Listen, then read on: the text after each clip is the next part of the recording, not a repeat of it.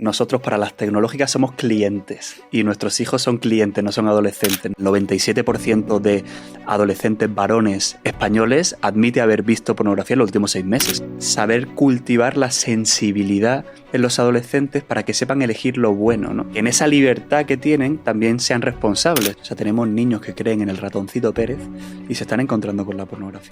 Control parental puede prevenir hasta el 60% de los primeros accesos accidentales a la pornografía. Control parental es importantísimo. No dejes que el móvil te use a ti, sino intenta usar tú el móvil. Somos esclavos de las notificaciones y de los estímulos, ¿no? Víctor Frankl decía que entre el estímulo y la respuesta hay un espacio, y en ese espacio está nuestra libertad. ¿Qué edad debería empezar a hablar con mi hijo de educación sexual? Luego el pensamiento crítico, que entiendan que no todo lo que ven es real. Una mentira en internet se difunde 6 veces más rápido que una verdad, según el MIT. El cerebro de un adicto a la pornografía es igual que el de un adicto a la heroína, a la cocaína o al alcohol. Tenemos deteriorada la corteza prefrontal en adolescentes que consumen pornografía, su capacidad de control, de inhibir respuestas, su conciencia ética. Yo suelo decir que la pornografía es una adicción caprichosa y mentirosa, porque siempre te pide más, y es mentirosa porque te promete cosas que luego no te da. Tirarle el móvil como el que pues le tira un juego es como meterle en un club de striptease, en un sex shop, en una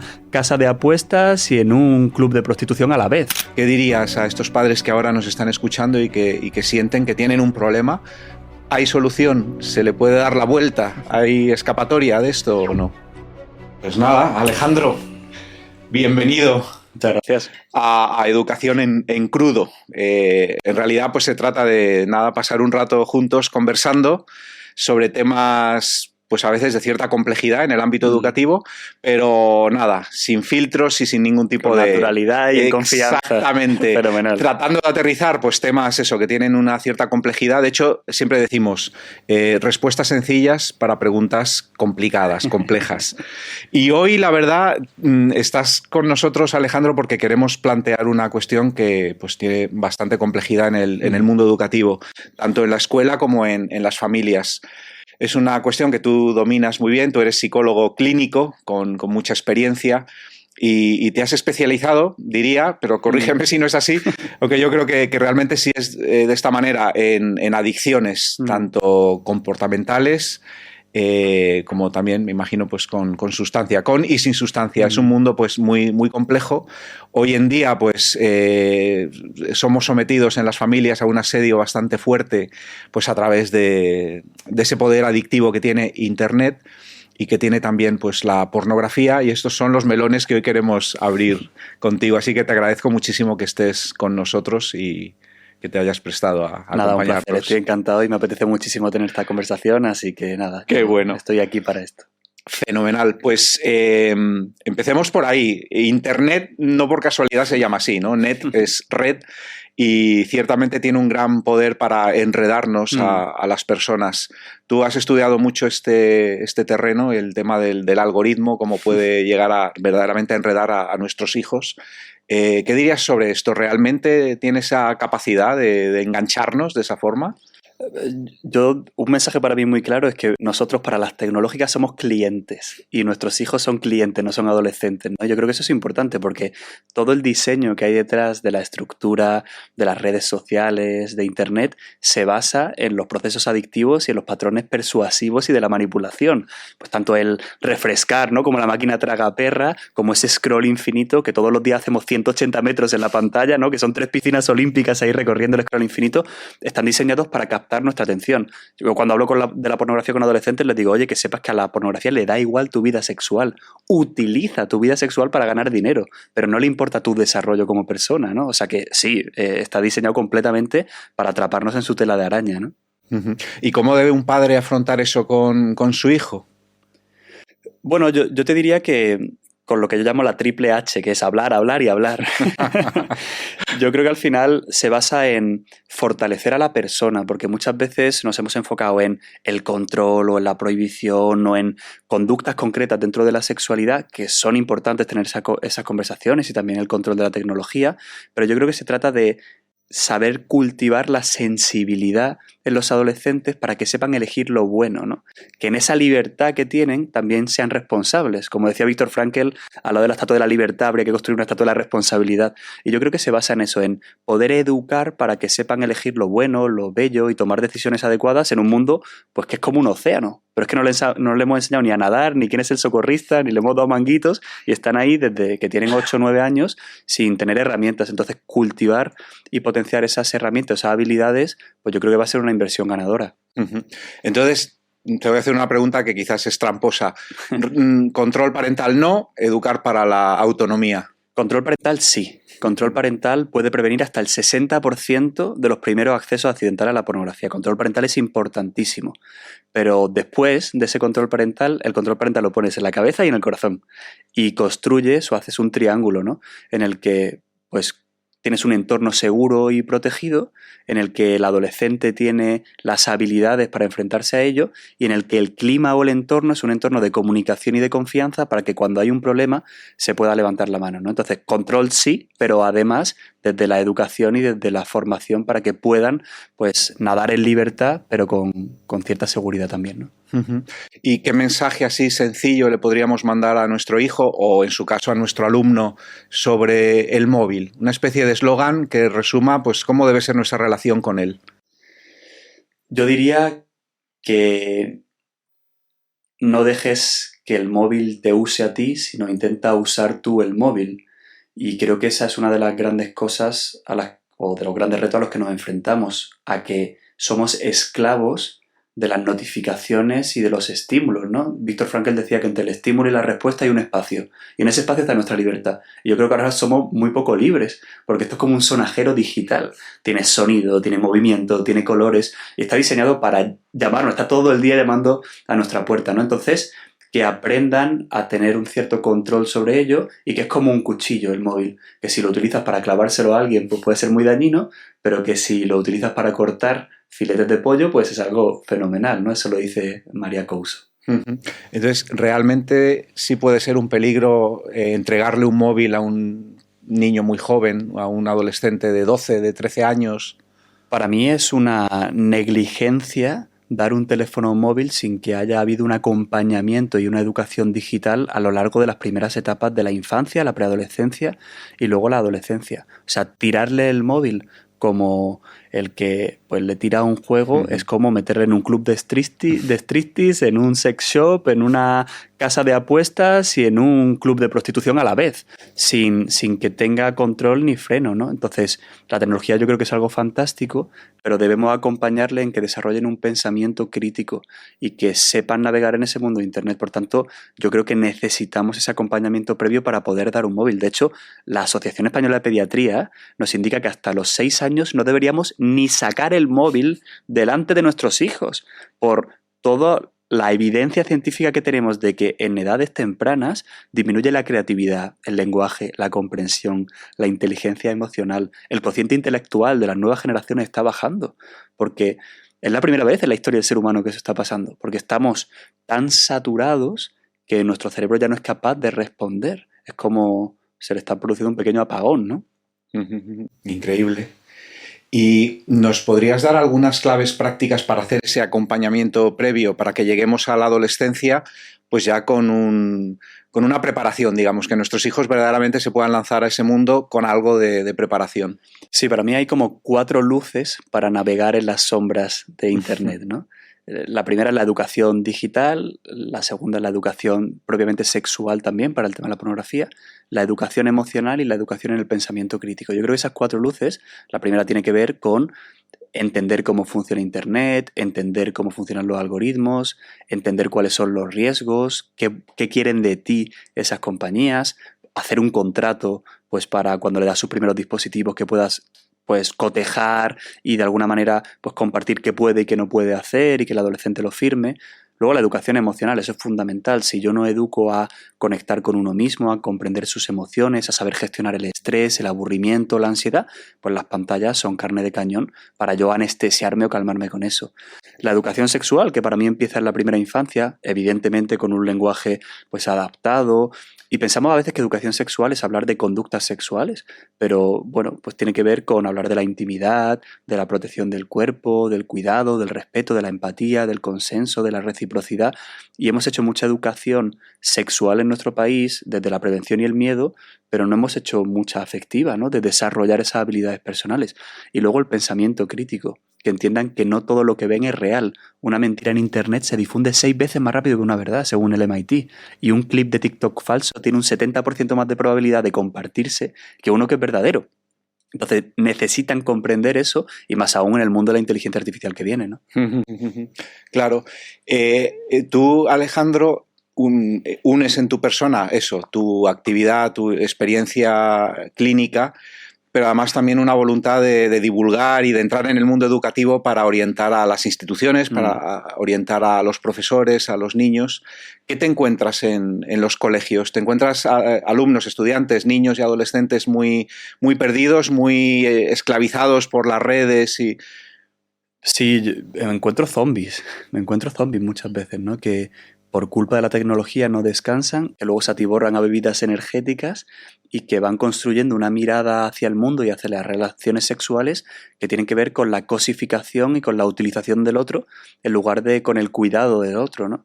El consumo de pornografía está muy presente en las aulas. El 97% de adolescentes varones españoles admite haber visto pornografía en los últimos 6 meses, y cerca del 80% de chicas españolas, según estudios muy recientes, admite haber visto pornografía en los últimos 6 meses.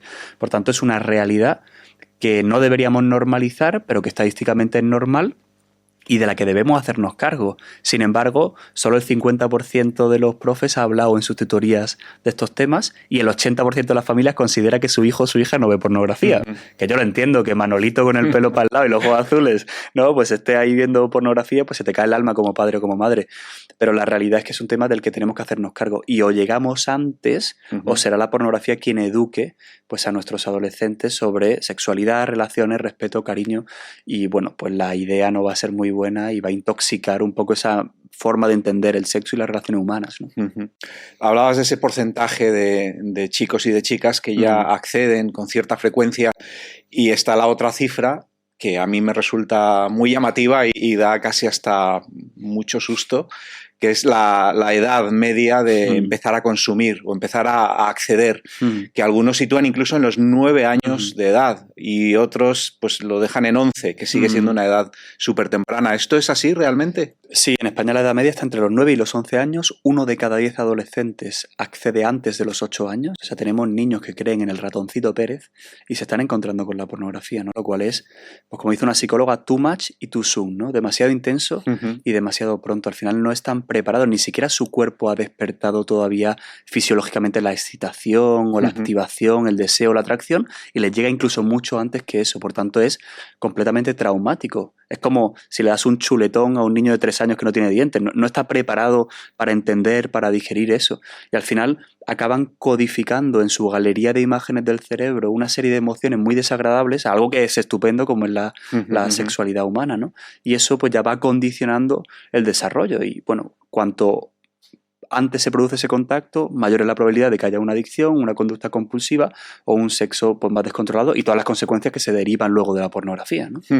Vamos a hablar de eso.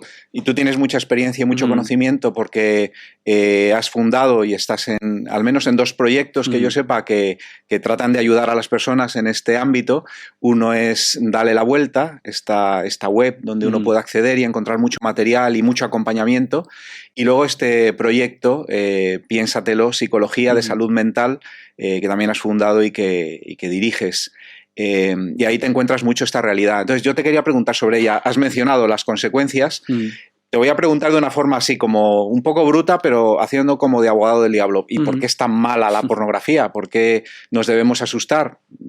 ¿Realmente es algo que deja consecuencias Sí, nefastas. yo creo que hasta hace unos años se pensaba que formaba parte del repertorio sexual de cualquiera y de la libertad sexual y que, bueno, no había que meterse en la intimidad sexual de las personas y que cada uno hiciera lo que le da la gana, ¿no? Que esto es muy, muy habitual. Pero la realidad es que los estudios de neurociencia nos indican el impacto que tiene a nivel cerebral. El cerebro de un adicto a la pornografía es igual que el de un adicto a la heroína, a la cocaína o al alcohol. Tenemos deteriorada la corteza prefrontal en adolescentes que consumen pornografía, su capacidad de control, de inhibir respuestas, su conciencia ética, incluso las neuronas espejo, que son las neuronas que tienen que ver con la empatía, con la imitación, están alteradas, ¿no? Por tanto, el cerebro se va insensibilizando ante la violencia, va permitiendo contenidos cada vez más extremos, le va pidiendo cada vez más. Yo suelo decir que la pornografía es una adicción caprichosa y mentirosa, porque siempre te pide más, y es mentirosa porque te promete cosas que luego no te da.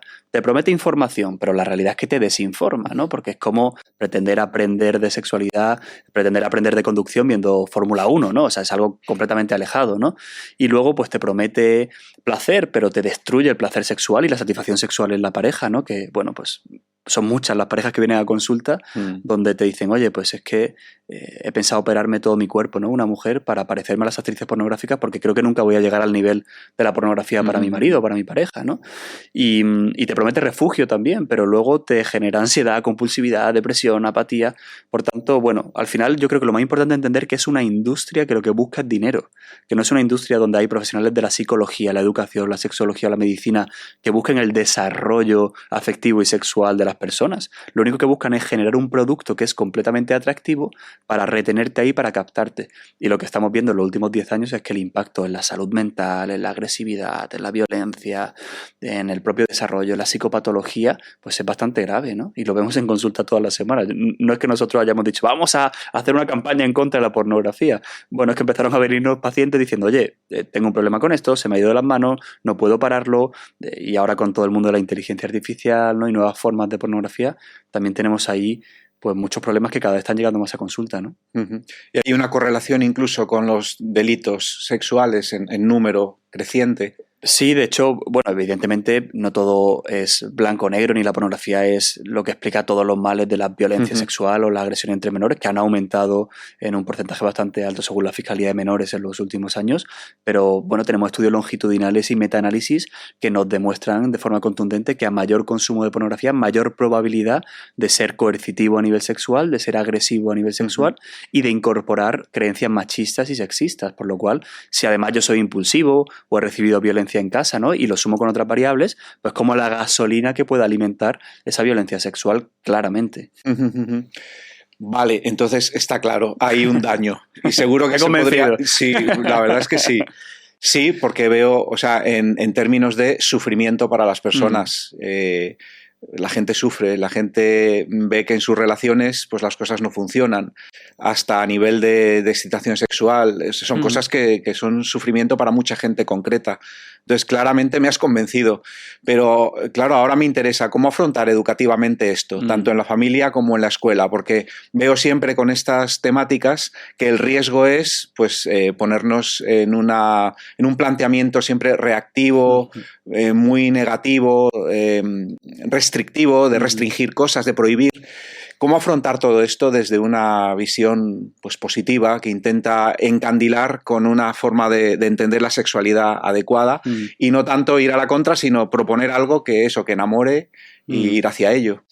O sea, yo creo que el primer trabajo es mirarnos a nosotros como adultos, ¿no? Porque probablemente la educación que yo he recibido, quizá los mensajes o las creencias que yo puedo tener con respecto a eso ya parten desde ese miedo, esa vergüenza o ese silencio, y es verdad que no tenemos un modelo para hacerlo como quizá tenemos para tener buenos modales en la mesa, hacer deporte, otras cosas en las que nos han educado mucho, ¿no? En estudiar o en ser exitosos en el trabajo, pero tenemos la oportunidad de ser la primera generación que puede hablar de estos temas con cariño, con delicadeza, con naturalidad.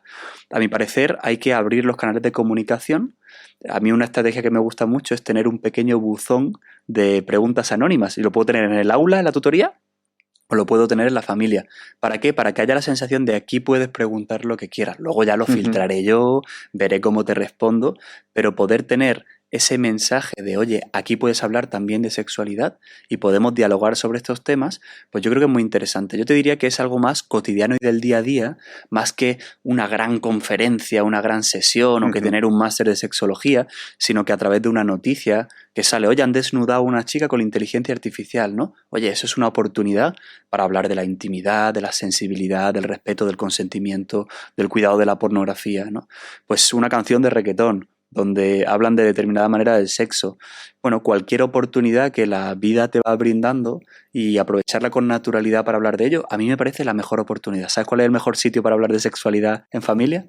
¿Cuál? El coche. Ajá. Porque como no te miras claro, y no hay y escapatoria. no hay escapatoria, le puedes cerrar el pestillo, pues bueno, pues encontrar el espacio también, ¿no? No solo el contenido, que evidentemente es el qué, adaptarlo, ¿no? El lugar, sino también el cómo lo digo, dónde encuentro ese lugar y también quién es mi hijo y quién es mi hija, ¿no? Porque hay niños de 12 muy espabilados y niñas de 14 que están a por uvas o que son más infantiles. Entonces también yo creo que no hay una como píldora mágica, pero sí que con formación que uno puede tener y con cierto sentido común y con naturalidad y desde esta apertura yo creo que podemos hacer un montón de cosas buenas, ¿no? ¿Cómo detectar un padre, por ejemplo, en su casa, pero también un docente en el aula, que hay un alumno con un potencial problema de adicción a la pornografía? Yo suelo hablar de las 3 P's, que son señales de alerta: persona, pantallas y pornografía. Puede haber cambios en la persona está más irritable, tiene más insomnio, se aísla, duerme peor, puede bajar las notas, incluso 1,5 puntos, ¿no? Luego, señales con las pantallas: sobreprotejo mucho la pantalla, paso mucho tiempo en sitios privados con el teléfono móvil, me escondo, ¿no? En el cuarto de baño, me escondo en mi cuarto, borro el historial, tengo aplicaciones para ocultar algo dentro del iPad o del móvil. Y luego ya con la propia pornografía. Si tengo la confianza, el adolescente igual levanta la mano y te dice, oye, no puedo pararlo, he intentado dejarlo y no lo consigo, o incluso puedo ver a veces algunas señales en su lenguaje o en la manera en la que trata la sexualidad, las relaciones humanas, ¿no? Yo recuerdo un chico en primaria, con 11 años, en un cole en Barcelona, que me dijo, oye, ¿hacerme un trío? ¿Eso es algo íntimo? Y digo, ¿qué hace un niño de 11 años preguntando? Que el de 16, pues bueno, te lo puede contar por hacer la gracia. Entonces, ver también la manera con la que habla, el lenguaje sexualizado, pues también puede ser una señal de alerta. Entonces, persona, pantallas y pornografía, las 3 P's, ¿no? Entonces, un padre ya usando esas 3 P's ha detectado algo, incluso tiene la certeza, porque puede ser que hasta le ha pillado con las manos en la masa. ¿Qué tiene que decir? ¿Cómo aborda cómo coge este toro por los cuernos? Yo creo que intentando no juzgar, intentando escuchar primero también, ¿no? Decir, oye, hijo, estoy aquí para escucharte y pase lo que pase, yo lo que quiero saber es cómo estás y me preocupo por ti, pero ha pasado esto, ¿no? Quiero escuchar tu opinión, quiero saber... Es una oportunidad educativa. En realidad, descubrir que mi hijo ve pornografía es una oportunidad educativa para desarrollar el pensamiento crítico, para fortalecer el vínculo entre padre e hijo, madre e hijo, y para aprender, para que aprenda a desarrollar una visión entre lo que es una sexualidad sana y lo que es la pornografía, y que sepa que siempre puede acudir a mí cuando tiene un problema. En esos momentos es importante no juzgar, escucharles, abrir la puerta a futuras conversaciones y luego ir haciendo un pequeño seguimiento a lo largo de las semanas o los meses, intentando pues darle su espacio a la mejora, al avance, y si eso no funciona, pues ahí tendríamos ya que acudir a un profesional y podrían pues acudir a un profesional especializado donde ya le hace una evaluación, porque a veces hay variables psicopatológicas, familiares, personales o emocionales que requieren de una mirada más profesional, ¿no? Entonces, bueno, yo creo que primero ese acompañamiento y esa escucha, y después ya en el caso de que eso no vaya funcionando o el adolescente no vaya avanzando, pues ya derivaríamos a un profesional, ¿no? Claro, puede haber un problema de fondo que es el que hay que atajar, y esto en el fondo es como un síntoma de algo que está buscando el niño, una gratificación a lo mejor que se concede a sí mismo.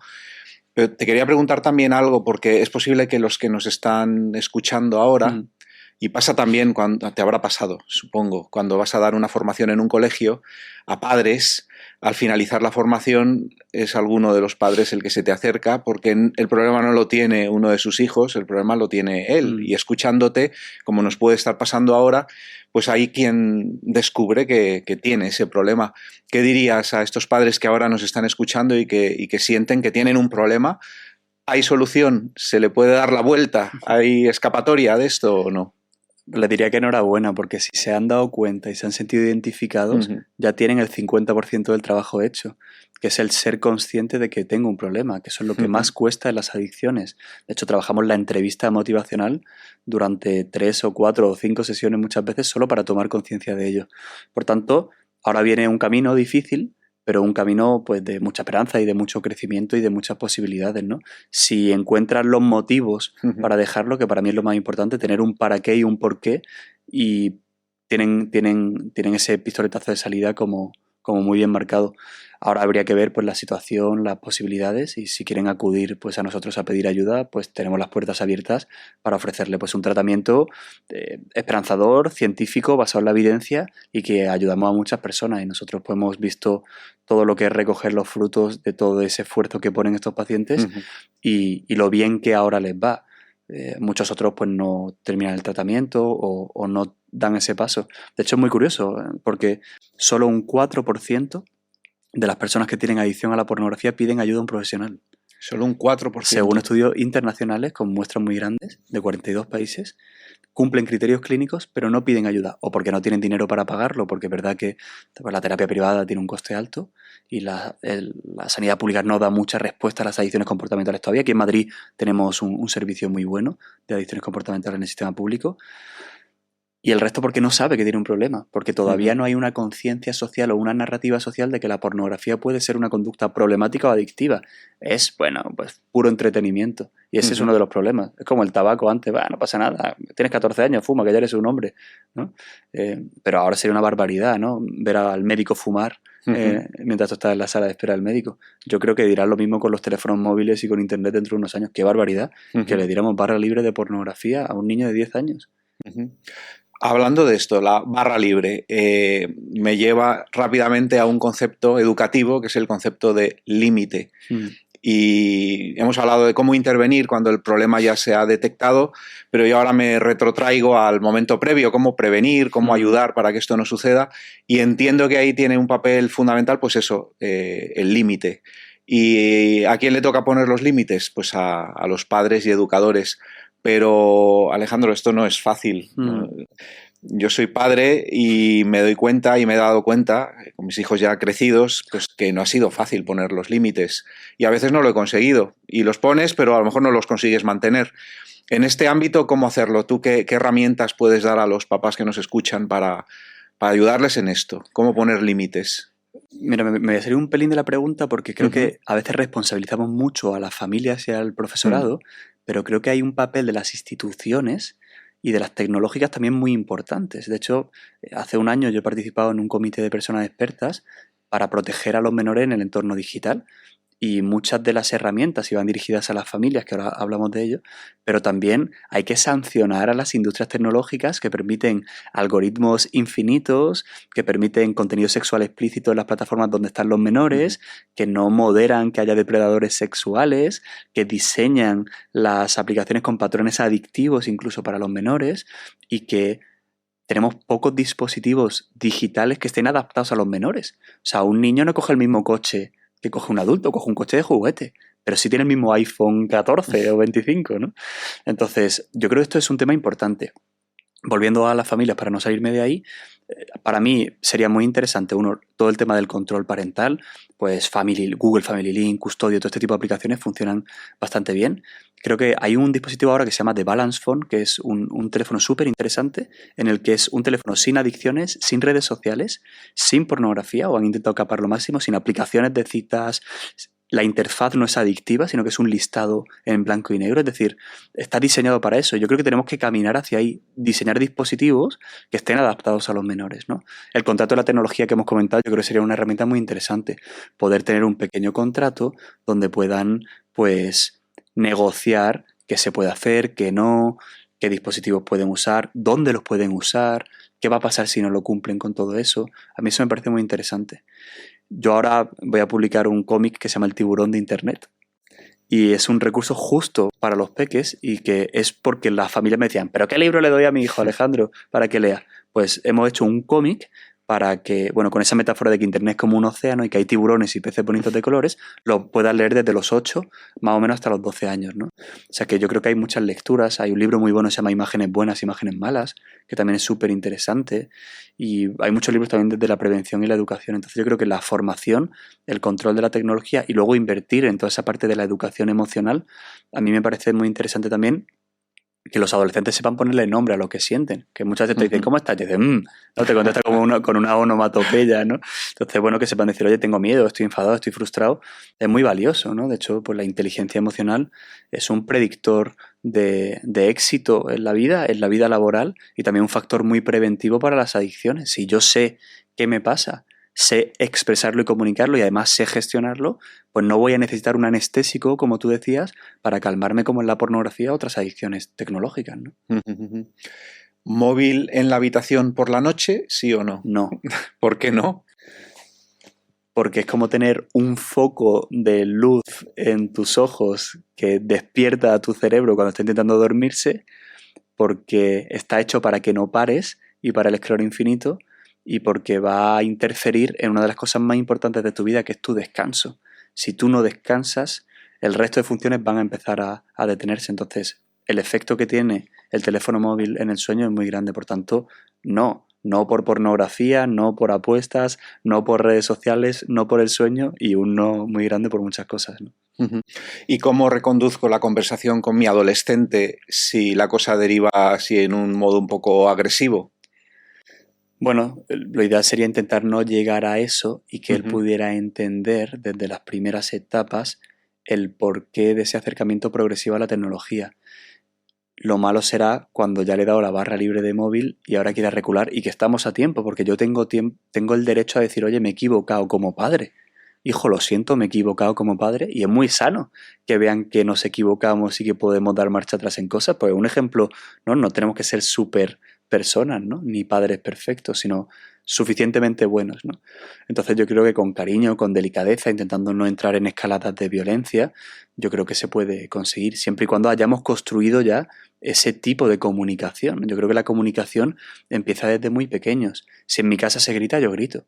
En mi casa se habla español con acento andaluz, y yo el acento andaluz no lo voy a perder.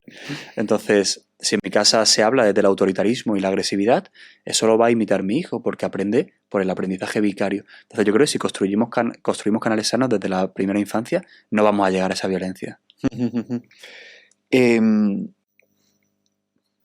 ¿A qué edad debería empezar a hablar con mi hijo de educación sexual? Hay una amiga mía que dice que intraútero. Pero para eso primero hay que entender qué es educación sexual, ¿no? Porque pensamos que educación sexual es eso, no sé, hablar de relaciones sexuales o posturas sexuales o cosas como muy explícitas. Y no es cierto, de hecho muchas veces no hace falta ir a lo concreto tampoco. O sea, la sexualidad también se va descubriendo, ¿no? No hace falta darlo todo hecho. Yo creo que eso es una de las cosas que pasa ahora, que está todo hecho, que ya ni seduce la sexualidad, estamos saturados de tanto sexo por todos lados. Pero desde la primera infancia, desde que tienen 3 años y hablamos de la protección del cuerpo, le ponemos una toalla al salir de la ducha, le explicamos quién toca el cuerpo y quién no, que tu cuerpo es tuyo, ponemos límites, hablamos de la intimidad, hablamos del cariño, hablamos del respeto, hablamos del consenso, hablamos de la empatía, educamos la asertividad, la capacidad de decir que no, de poner límites. Ahí estamos educando en sexualidad, y eso lo hacemos desde la primera infancia. Y luego lo vamos complejizando, vamos ampliando el discurso, lo vamos poniendo en relación con su contexto, también con cada familia, los valores de cada familia y la forma de ver el mundo de cada familia, que a veces es peculiar, única y diferente, ¿no? ¿Está bien espiar el dispositivo de mi adolescente? Yo diría que preferiblemente no en un adolescente, pero que para eso tiene que haber habido un progreso, un camino en el que yo he podido confiar en él. Yo cuando era pequeño, mis padres me dijeron, oye, puedes llegar a las 10 de la noche a casa. Si confiaban en mí, el año siguiente llegaba a las 11. Si no volvía borracho, el año siguiente llegaba a las 12. Y poco a poco un día me dijeron, mira, tú no tienes hora, podemos confiar en ti y tú vuelve a la hora que a ti te parezca razonable. Pero tuve un acompañamiento, no me dijeron, venga, vuelve a la hora que te dé la gana la primera vez. Entonces, de forma escalonada y gradual, pues yo creo que podemos hacerlo de esa manera, y esa va a ser la mejor inversión que podemos tener, ¿no? ¿Qué frase como padre le dirías a un hijo antes de revisar con él su historial del navegador? Qué difícil. Bueno, le diría...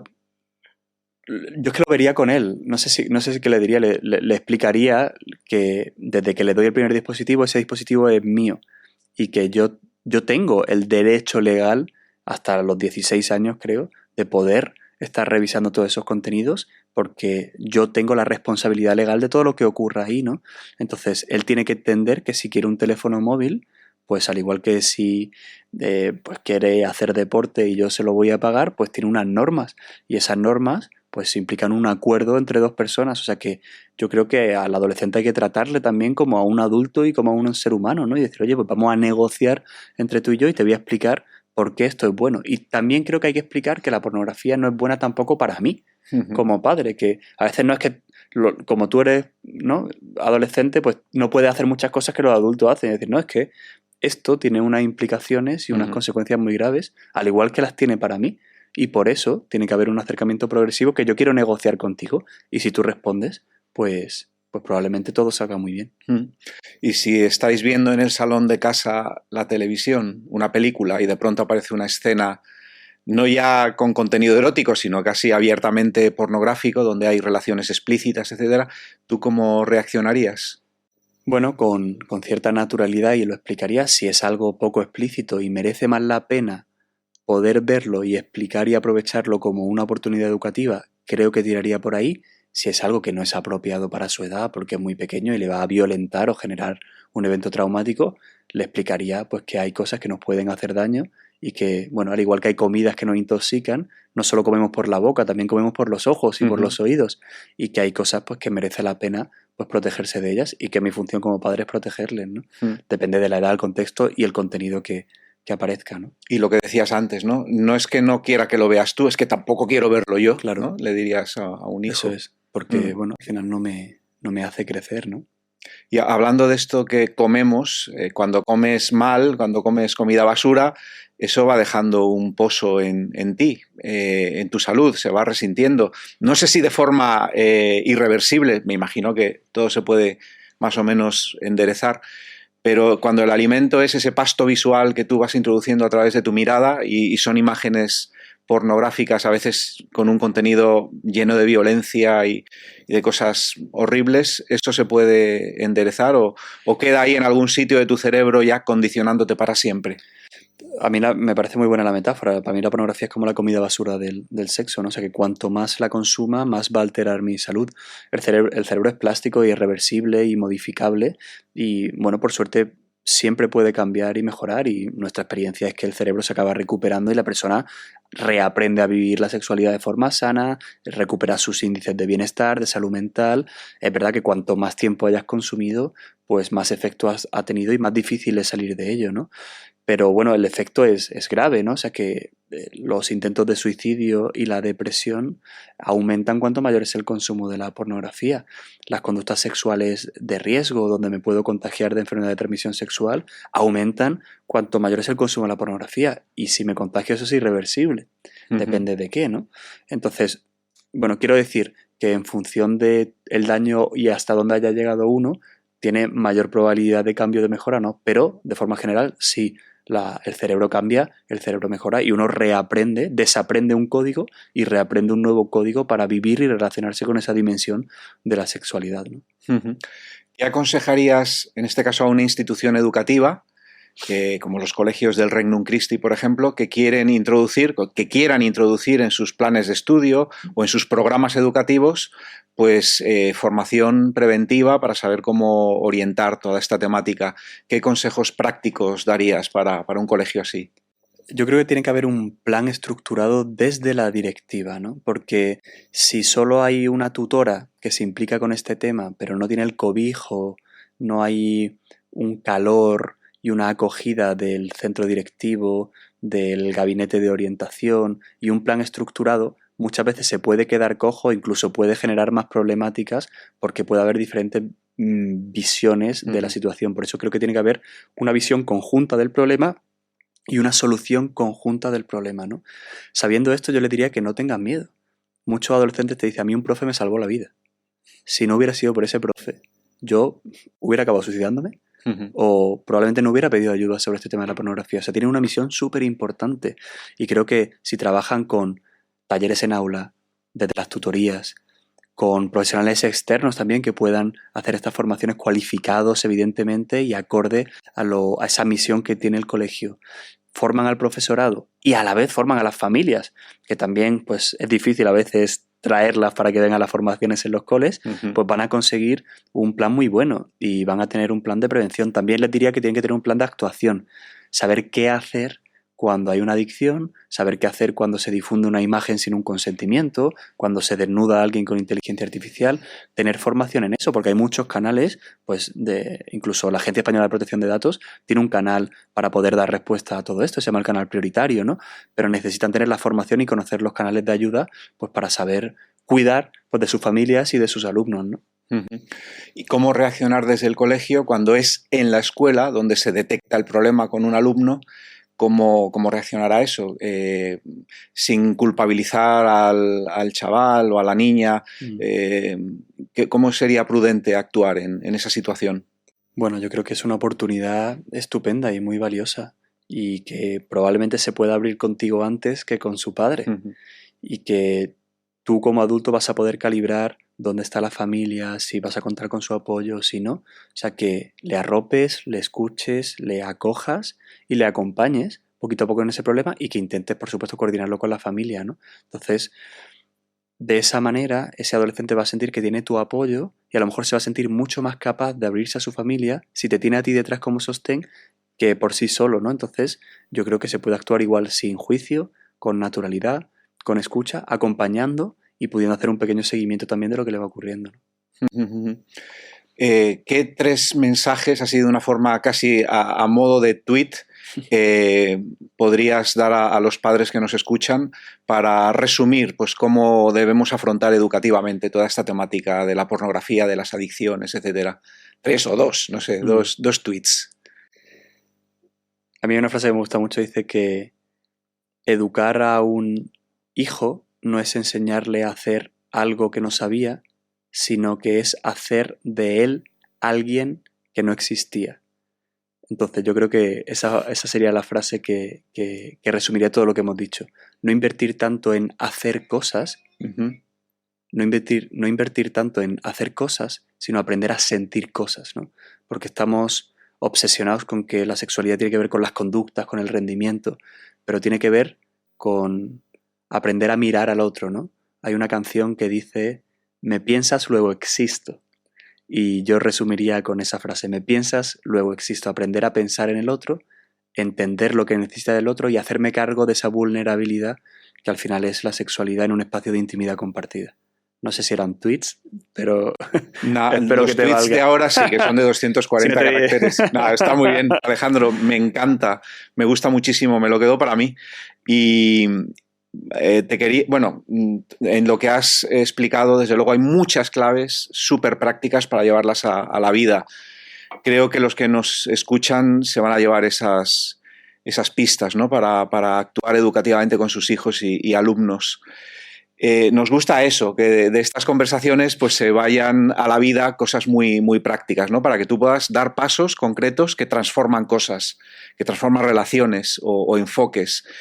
Y quería, para terminar este encuentro, pues preguntarte algo así. ¿Qué reto, digamos 24 horas o 7 días, plantearías a quienes nos escuchan? Algo muy práctico que te puedes llevar y realizarlo eso durante un periodo de tiempo así breve y empiezas a ver que cambian cosas. ¿Qué nos plantearías? Pues mira, yo me encanta la música y últimamente me da mucha rabia ir a conciertos y ver a la gente grabando en los conciertos. Antes se acababan mecheros y se vivía el momento presente.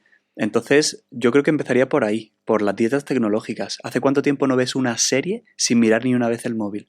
Pues intenta, de aquí a un mes, cada serie, cada momento que estés viendo una película, cada vez que vayas al cine, que vayas a un concierto, que cenes con tu pareja, que vayas con tus amigos como adolescentes a hacer no sé qué plan, intenta dejar el móvil, estar en el momento presente. Para mí, yo creo que eso sería un gran reto. Pues me lo apunto también, la verdad. Súper práctico y todo un reto, la verdad. Pues Alejandro, te agradezco muchísimo haber estado con nosotros. A ti por la entrevista y la conversación, muy Nada, interesante. he aprendido un montón. Muchas gracias, de verdad. Gracias a ti por invitarme.